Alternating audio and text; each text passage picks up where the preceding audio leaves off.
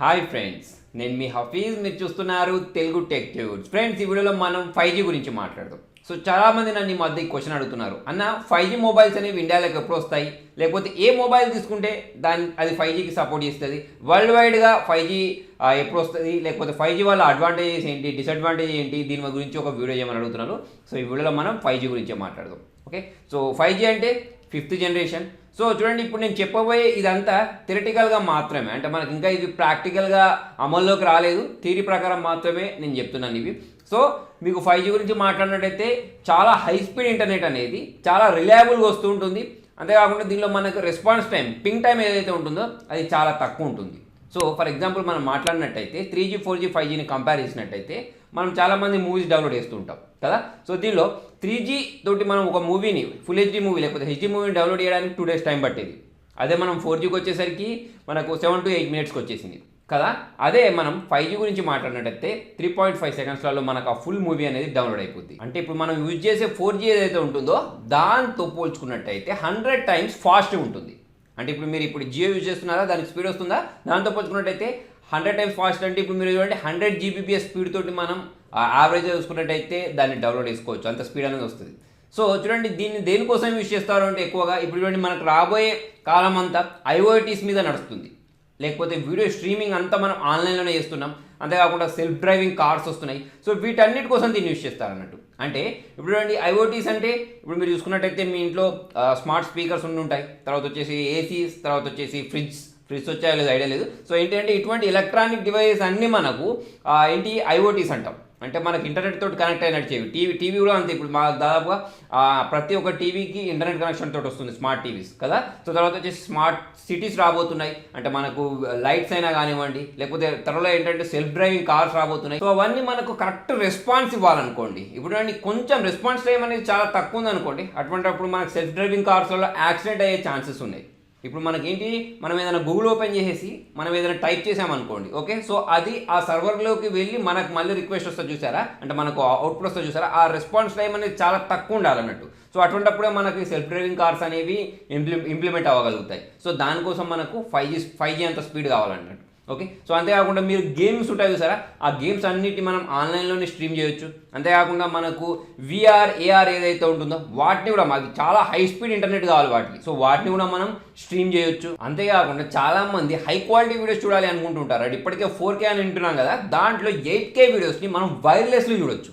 So ఇది ఒక మంచి విషయం అని చెప్పేసుకోవచ్చు. మనం ఇప్పటికే 4K వీడియోస్ని చూస్తున్నాం కదా, 8K వీడియోస్ అంటే అర్థం చేసుకోండి, అంత పెద్ద రెజల్యూషన్ ఉన్న వీడియోస్ని మనము ఈజీగా స్ట్రీమ్ చేసుకోవచ్చు 5G వచ్చిన తర్వాత. అయితే దీంతో మళ్ళీ ఇంకొక మెయిన్ అడ్వాంటేజ్ ఏంటి అంటే, ఇది మనకు పవర్ కన్జంప్షన్ ఏదైతే ఉంటుందో అది చాలా తక్కువ అయిపోతుంది 5G వచ్చిన తర్వాత. సో ఇక్కడ మనకు పవర్ సేవింగ్ కూడా జరుగుతుంది అన్నట్టు. అయితే ఇదంతా బాగానే ఉంది, కాకపోతే ఇది ఇంప్లిమెంట్ అవ్వడానికి కొంచెం ఖర్చు అవుద్ది.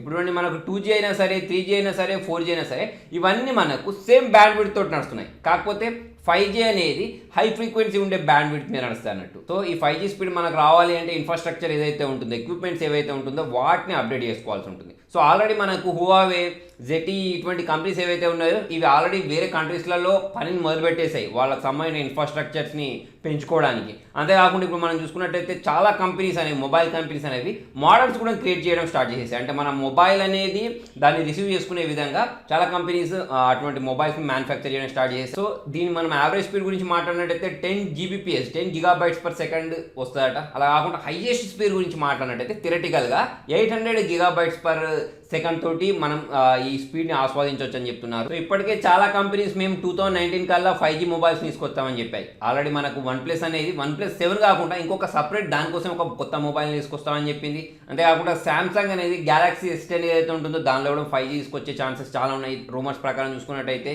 ఇలా చూసుకున్నట్టయితే మనకు హువావే అనౌన్స్ చేసింది, లెనోవో అనౌన్స్ చేసింది. సో మనం త్వరలో 2019లో 5G సపోర్ట్ చేసే మొబైల్స్ చూడబోతున్నాం అన్నట్టు. అయితే ఇక్కడ చూడండి, ప్రాబ్లం ఏంటి అంటే 5G సపోర్ట్ చేసే మొబైల్స్ అయితే వస్తున్నాయి, కాకపోతే ఆ 5G సిగ్నల్ రావడానికి మన దగ్గర ఎక్విప్మెంట్స్ లేదు కదా, సో ఆ ఎక్విప్మెంట్స్ కావాలి. సో అందుకోసం అమెరికాలో ఆల్రెడీ ఇటువంటి పనులు స్టార్ట్ చేసేసాయి.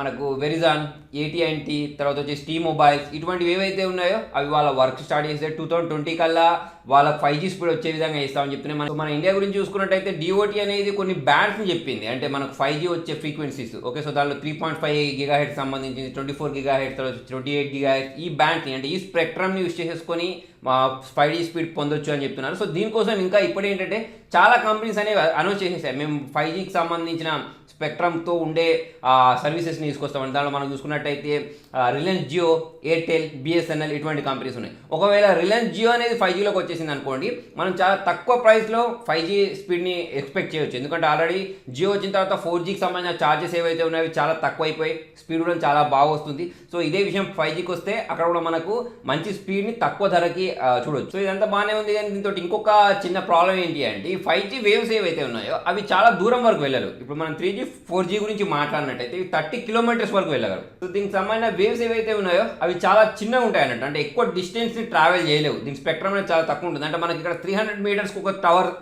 అవసరం ఉంటుంది అన్నట్టు, అంటే చాలా తక్కువ డిస్టెన్స్లోనే టవర్ వేయాల్సి ఉంటుంది. సో ఇది ఒక డిసడ్వాంటేజ్ అని చెప్పేసుకోవచ్చు. అయితే ఫ్రెండ్స్ చూడండి, మీరు చాలామంది అడుగుతున్నారు, అన్న మేము నెక్స్ట్ ఇయర్ వచ్చే 5G ఫోన్స్ పర్చేస్ చేసుకోవాలా లేకపోతే ఇప్పుడే ఉన్న మొబైల్స్ పర్చేస్ చేసుకోవాలా అంటున్నారు. సో ఫ్రెండ్స్ చూడండి, మీరు 5G ఫోన్స్ అంటే 5G సపోర్ట్ చేసే ఫోన్స్ అయితే వస్తాయి, కాకపోతే మీకు సిగ్నల్ ఎక్కడ ఉంది?